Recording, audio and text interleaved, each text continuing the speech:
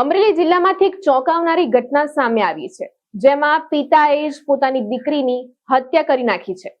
સગી દીકરીનો બાપ જ હત્યારો બન્યો છે. શું છે સમગ્ર ઘટના, જોવો આ અહેવાલમાં.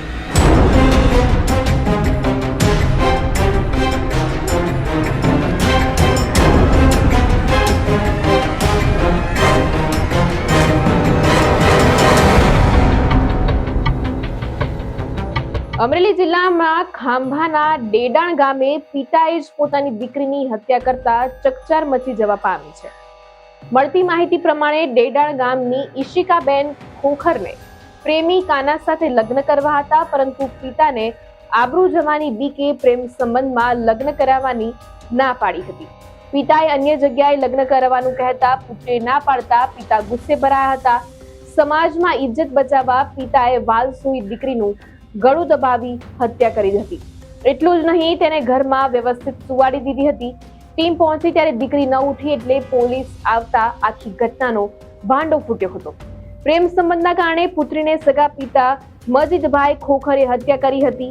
આ ઘટનાને લઈને પોલીસે હત્યાનો ગુનો નોંધી ધરપકડ કરવા માટેની કાર્યવાહી હાથ ધરી છે. આ મામલે પોલીસે મૃતક ઈશિકાની માતા મુમતાઝબેનની પૂછપરછ કરતા ભાંગી પડ્યા હતા અને રડતા રડતા કબૂલ્યું કે દીકરી ઈશિકાના લગ્ન નક્કી થયા હતા, પણ તેને અન્ય યુવક સાથે પ્રેમ સંબંધ હતો, જે અન્ય ધર્મનો હોવાથી આબરૂ જવાની બીકે પિતા મજીદભાઈ ખોખરે રાત્રે 2:30 વાગ્યાના અરસામાં તેણીનું ગળું દબાવી હત્યા કરી નાખી હતી.